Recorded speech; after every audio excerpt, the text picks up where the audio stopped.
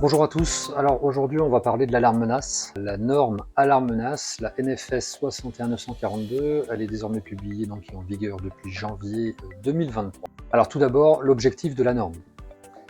La norme NFS 61942 traite de l'alarme menace exclusivement.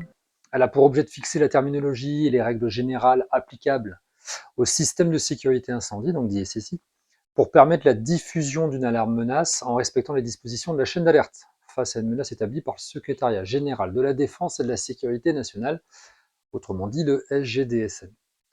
Cette norme régit donc l'intégration de la fonction alarme menace dans les différents SSI. Question qu'on nous pose régulièrement, priorité au SSI ou à l'alarme menace.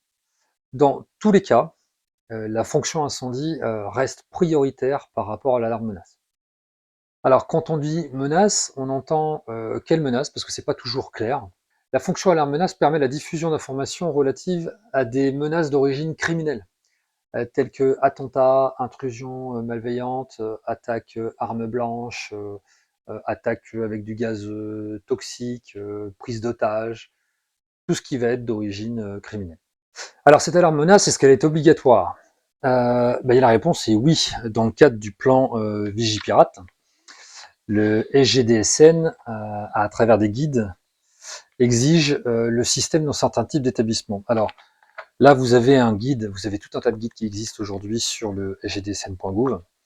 Ils ont sorti des fiches par secteur qui sont très bien fichues. Là, j'en ai imprimé de nombreux, j'ai intégré le plus gros des guides et on vous parle de fiches sectorielles, comme celle-ci. On vous annonce en fait les différents secteurs. Souvent, on pense à l'éducation nationale, qui évidemment est ciblée en priorité pour s'équiper d'alarmes menaces. Mais il n'y a pas que ça. Vous avez par exemple les transports, les établissements de santé, les lieux culturels, les lieux de culte. En fait, c'est tous les lieux sensibles où une attaque criminelle pourrait se faire parce que ça réunit beaucoup de monde, ou c'est symbolique. Les magasins et les centres commerciaux, les administrations publiques et privées, les grands rassemblements extérieurs, les matchs de foot, les choses comme ça. Les grands rassemblements intérieurs, par exemple le Bataclan. Les sites touristiques, ça peut être la Tour Eiffel, ce genre de choses qui pourraient être ciblées. Les hôtels et restaurants, la vie nocturne, et bien sûr les écoles et les universités. Donc on voit qu'il n'y a pas que l'éducation, il y a tout un tas de secteurs qui sont ciblés.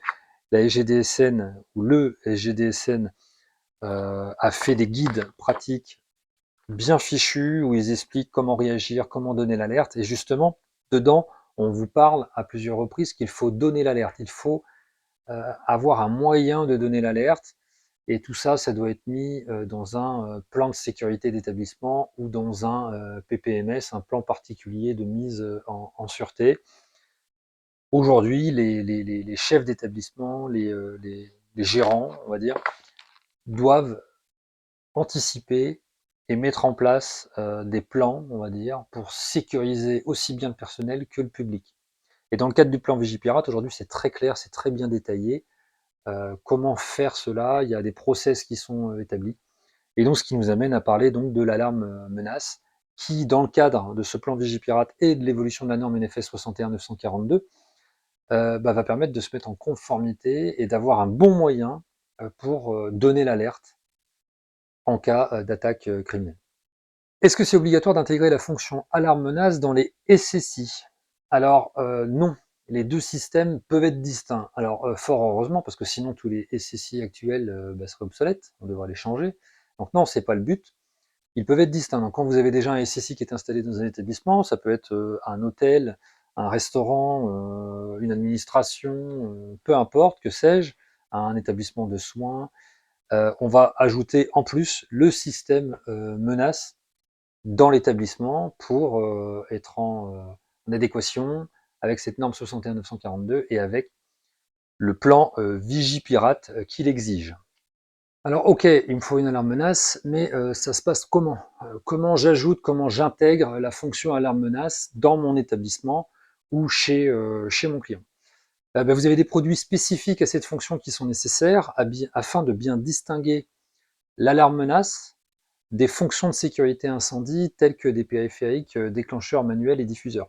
il ne faudrait pas justement se mélanger les pinceaux entre les déclencheurs manuels rouge incendie et des éléments de sécurité pour déclarer l'alarme menace. Donc aujourd'hui, c'est très clair. Là, bon, là j'ai un exemple. On voit très bien la différenciation et dans le cadre d'exercices périodiques, on va s'assurer que le personnel fait bien la distinction entre l'alarme menace et entre l'alarme de sécurité incendie. Cette fonction peut être intégrée sur les SSI, sauf les équipements d'alarme de type 4. Eux vont devoir être assurés indépendamment. C'est-à-dire que sur un SSI qui peut le permettre, aujourd'hui c'est pas encore le cas, mais vu que la norme vient de sortir, bah, les fabricants vont faire en sorte d'intégrer dans leur SSI l'alarme menace.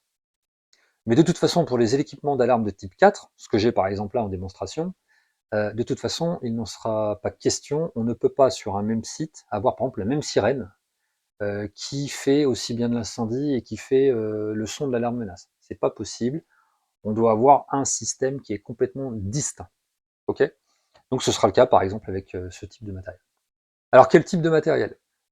Chez Ciplan, on a fait le choix de travailler avec Neutronic. Neutronic est un fabricant français basé en Île-de-France, qui a déjà une belle histoire, qui font de l'innovation, qui font de la recherche et développement et qui sont en avance, euh, sinon pas en retard vis-à-vis de leurs concurrents et confrères. Et on a fait le choix de distribuer et de commercialiser cette gamme Neutro. Aujourd'hui, selon nous, c'est la gamme la plus riche dans ce milieu, on va dire, menace. Pour diffuser l'alerte menace, il n'y a pas mieux que Neutronic pour ça. La gamme est complète, ça fera l'objet d'une présentation d'une vidéo complète par la suite. Donc nous, on est déjà prêt aujourd'hui à vous équiper d'alarme menace. On a la gamme au complet. Et donc, on a des matériels qui vont bien, qui doivent appliquer 761 942, et le matériel Neutronic est entièrement certifié pour cela. Donc, par exemple, les boîtiers devront être noirs, donc on ne va plus les appeler déclencheurs manuels, mais on va les appeler boîtiers menaces.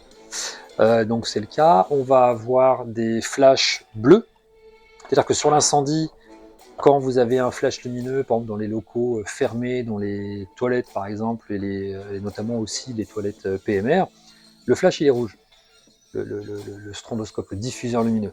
Là, le diffuseur lumineux sur l'alarme menace, il va être bleu, ce qui va permettre aussi d'identifier, de voir que c'est une menace différente, et c'est important de penser aux sourds et malentendants qui vont être présents dans ces bâtiments.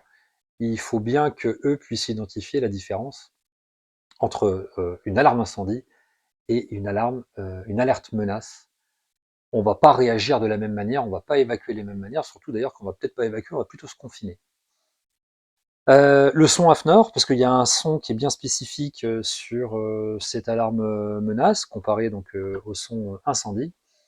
Et la priorité au SSI, aujourd'hui, Neutronic avec son matériel, est en adéquation avec la 61942, qui nous dit qu'on doit bien avoir une priorité au SSI. Ça fera l'objet d'une prochaine vidéo. Alors, si on fait un petit peu d'histoire, l'historique un peu de tout ça, parce que c'est pas nouveau. Certains entendent parler que maintenant, mais c'est déjà en place, ou déjà, on avait déjà commencé à en parler depuis longtemps, depuis plus de 20 ans. La mise en place d'un PPMS, d'un plan particulier de mise en sûreté, c'est obligatoire dans les établissements scolaires depuis déjà 2002. Donc, ça fait déjà 21 ans, même si ce plan PPMS n'est peut-être pas mis en place partout, ou il était mis en place, mais il n'utilisait pas ses moyens pour déclencher l'alerte. Le PPMS est déjà obligatoire depuis 2002 dans les établissements scolaires. En 2015, il y a des attentats terroristes qui ont frappé la France. On se rappelle tous de ce qui s'est passé donc au Bataclan et ailleurs, l'affaire Cacher, je crois. Et donc, ça a fait évoluer la nature et le contenu du PPMS avec des nouvelles directives du ministère de l'Intérieur et de l'Éducation nationale qui couvrent donc les règles du PPMS. Il y a une circulaire en 2015 et avec des instructions en 2016 du SGDSN. Et en 2018, il y a eu des débats plus précis sur la thématique de l'alarme menace qui sont engagés. On a découlé la rédaction d'une nouvelle norme française, la NFS 61942, qui a été élaborée au sein d'une commission de normalisation. Et une publication a été faite en décembre 2022, et d'ailleurs Neutronic était présent sur l'élaboration de cette norme, ce qui nous amène après à janvier 2023 avec la diffusion de cette publication, la diffusion de la mise à jour de cette norme NFS 61942. Donc on se rend bien compte que c'est pas nouveau. Je fais une aparté dans le sens où l'alarme menace, je le rappelle, souvent on parle que des établissements scolaires, parce que historiquement, c'est eux qui avaient l'obligation de mettre en place un PPMS. Mais attention, il n'y a pas que les établissements scolaires aujourd'hui qui sont concernés pour s'équiper d'une alarme menace. Ils sont prioritaires, c'est clair, parce qu'il y a déjà un historique, et parce que le ministère de l'Éducation nationale, en plus, a été très clair dans le cadre d'une circulaire. D'ailleurs, il y a une nouvelle circulaire qui est apparue en juin 2023, donc c'est très très récent, c'était juste le mois dernier, parce que là on tourne la vidéo fin juillet 2023. Le mois dernier, une circulaire a été diffusée à l'ensemble des acteurs de l'éducation nationale, hein, au rectorat, aux chefs d'établissement, aux directeurs, aux responsables régionaux, etc. etc. Ils leur demandent, ils exigent, on va dire, la mise en place d'un plan de PPMS, d'un PPMS unifié et codifié, au plus tard pour la rentrée 2027.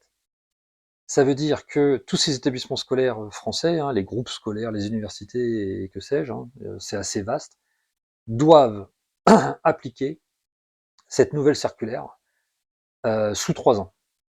Et en fait, c'est court, hein, le temps que tout le monde se mette en place, ça va être assez court. Donc, ils doivent rédiger un PPMS unifié. Dans le cadre de ce PPMS, il y a des exercices périodiques qui doivent être identifiés, des plans de crise, et il y a les moyens de donner l'alerte. Et dans le cadre de cette circulaire, est expliqué et noté à l'article 4, qui parle d'activation, que toute personne dans l'établissement, que ce soit salarié ou donc public ou élève, évidemment, a les moyens de donner l'alerte très rapidement. Et pour ça, pour appliquer cela, il n'y a qu'un seul moyen, hein, ce sera de s'équiper de ce genre de matériel et de mettre des boîtiers menaces un peu partout, hein, dans l'établissement, pour qu'on puisse déclencher l'alerte le plus rapidement et le plus efficacement possible. Si je suis dans une salle de classe, il faut que je puisse donner une alerte assez rapidement. Donc il ne faut pas que j'ai un boîtier menace juste à l'entrée de l'établissement au rez-de-chaussée. C'est pas possible. Ça ne pourra pas, comment dire, rentrer dans le cadre de l'application de cette circulaire qui est sortie en juin 2023. Et je vous disais qu'il n'y a pas que les établissements scolaires, parce que je vous fais un rappel là-dessus. Il y a énormément de secteurs d'activité qui sont concernés. Les administrations, les banques, tous les établissements de santé aujourd'hui doivent s'équiper de ce genre de matériel pour faire face aux attaques criminelles. Les lieux de culte, les magasins, les centres commerciaux, les administrations, la vie nocturne, les hôtels et restaurants, les sites touristiques, les grands rassemblements extérieurs et intérieurs. Ça fait vraiment du monde à équiper. Ça veut dire que la plupart des établissements aujourd'hui en France n'est pas en conformité avec ce que exige la SGDSN. Et ça, c'est pour mettre en sécurité, en sûreté, aussi bien le personnel que le public. Donc aujourd'hui, incombe à un chef d'établissement de se mettre en conformité avec le matériel incendie pour lutter, avoir des moyens efficaces de lutte contre l'incendie si jamais un incendie vient à se déclarer, pour protéger son personnel et protéger le public. Il doit aussi mettre en place pour certains établissements, la plupart, mais pas tous, notamment ceux de catégorie 5, avoir un défibrillateur cardiaque pour la protection des personnes qui sont au sein de son établissement, aussi bien public et personnel.